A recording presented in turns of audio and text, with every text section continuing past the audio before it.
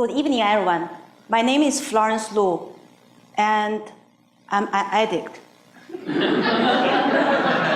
Houseline.com says addiction can affect people's brain in many different ways. For example, reward, motivation, and memory functions. Believe it or not, I got them all. I got excellent rewards. I'm so motivated and have such fun memory about my addictions. Here is what my addiction looks like. Patenting. I grew up in China.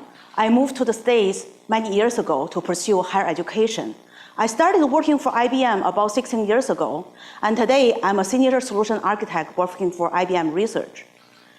This all began when I started on my first maternity leave.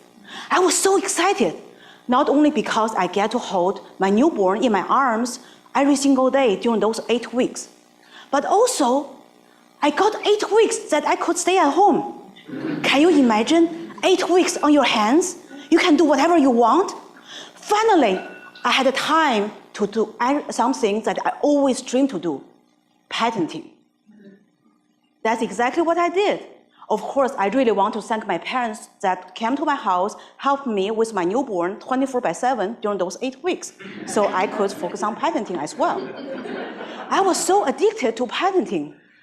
And as of today, I have been able to find 150 patents to USPTO. That was such a fun journey. Now let me share some of my inventions with you. I always enjoyed public speaking, and I always wanted to improve my public speaking skills. Before I have kids, I used to attend the Toastmaster club meetings in the evening. But after I have kids, I no longer have such free time. So I thought about, I can always practice my speech at home. Of course, there are many different ways you can practice your speech at home. For example, you can stand in front of a mirror and making funny faces to yourself. Or you can record your own speech, and then you need to keep rewinding it and rewinding it, and you can do a self-critique for your own speech. None of this is efficient. So I decided to create a system to help myself. The system I created will be able to check whether the presenter has any grammar mistakes in the presentation. And it will also check the rhythm of that speaker's presentation. It will make sure that the presenter will not speak too quickly or too slowly. At the same time, it will remind the presenter to have enough eye contact with the audiences. How cool that is! This is a public speaking self-evaluation tool. I filed a patent on that, and it has already been granted by USPTO. Now let me share my second invention. When I was in elementary school, a bunch of high schoolers come over to my school, and they did a very fun science project with us. It was so fascinating to see the chemical reactions. I told myself that one day, when I have kids, I would do the same for them. That's exactly what I did. When my kids started going to the kindergarten, I started teaching science projects there.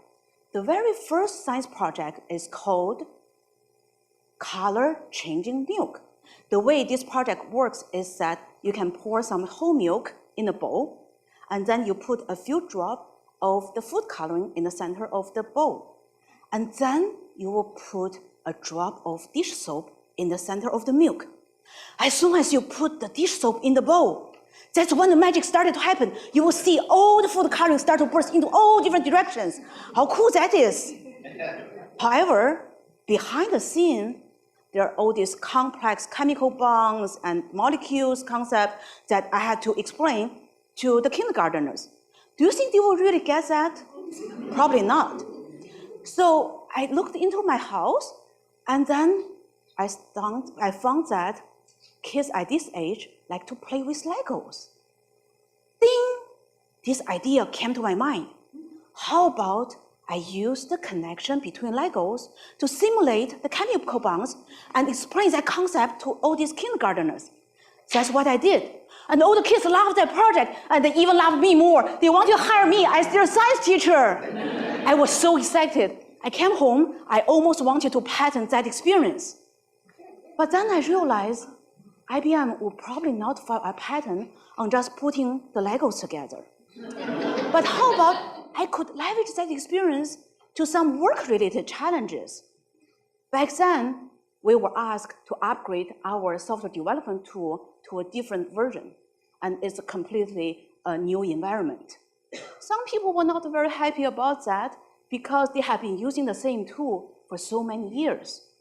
They don't want to learn something new. Well, sometimes that happens.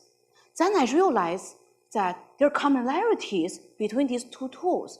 So I created a system that can analyze the core concept from one domain, and then it will also analyze the core concept from the second domain. And then it's going to compare the similarity between these two domains, and then it's going to use a metaphor to bridge these two worlds. And I was able to file a patent on that, and that patent was already granted by USPTO. As you can see, this one little fun science project inspired me to create a system that can help lots of people. Now let me talk about my third invention. As you can see, being a supermom is not always easy. There's so many things I want to do for my work, and there's so many things I want to do for my life. And I decided to listen to audiobooks when I prepare dinner for my family. This way, I can still learn something. One day, I was listening to this book called The Last Lecture. I actually met Dr. Pouch when I studied at Carnegie Mellon University. He was such an amazing educator that has inspired so many people. All of a sudden, my kids came to the kitchen. Mommy, we need some help. So I ran to help them, and then after that, I came back to the kitchen, and I rewinded my audiobook, and I also went back to cook dinner. Then I heard this voice coming out from the living room again. Mommy, we need more help. So I have to go to help them, and after that, I had to rewind my book, and this is not efficient. So I decided that I can just create a system to help myself. So the system I came up with was to be able to analyze the core message of the audiobook. If the user ever needs to rewind the audiobook, the system will help the audio player slow down on the key message. This way, the user doesn't have to keep rewinding and re-listening to that particular message. I was able to further extend this particular invention into more scenarios. For people who have used the screen reader software such as Windows Eyes, Windows Narrator, or JAWS, you may realize that sometimes the screen reader software reads pretty fast. If you ever get distracted, you have to go back to the beginning of the page and listen to the text again. But my invention will be able to solve that problem. And the same invention can also be used in those interactive Q&A systems such as IBM Watson. And also, the same invention can be used in a scenario when we ever need to listen to our voicemail. As you can see, this one little challenge actually helped me derive an invention that can help lots of people. Over the years, people always ask me, Florence, where did you get all these awesome ideas? How can you just keep inventing? Well, I actually developed a methodology called S.M.A.R.T, which stands for See, Meditate, Articulate, Research, and Tackle. Now let's take a look how this methodology works. See, that means inventors should constantly observe the challenges around yourself. For example, using that metaphor pattern as an example, I was able to observe the challenge I had was to be able to explain some very difficult chemical reaction to a whole bunch of kindergarteners. And then meditate. That means inventors should think through and come up with some possible novel solutions to solve that challenge. And then the inventors should be able to clearly explain the challenge they want to solve and the novel solution they actually use to solve that challenge. That's for articulate. Research. Of course, for the inventors, before you write up any official documents for your invention, please make sure you do research to make sure your invention is novel, useful, and non-obvious.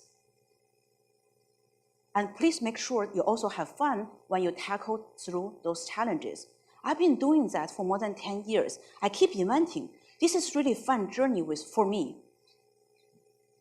People may know Lisa from IBM, who has already filed more than 500 patents, and she had 2 sets of twins. She's also an Invention Ambassador. Look at her beautiful family. She's such a great role model. I've been thinking, what could be my long-term goal? I have many dreams, I have many goals, but maybe I will write a book, and the name of the book will be called The Joy of Invention Addictions. Maybe I'll be so addicted to writing books on top of writing patents. You never know. I really want to thank AAAS-Lemelson Foundation creating this great opportunity for all the ambassadors to come out here to present today. And I also want to thank all the audience coming out to attend this event. It's my great pleasure meeting you all. Thank you.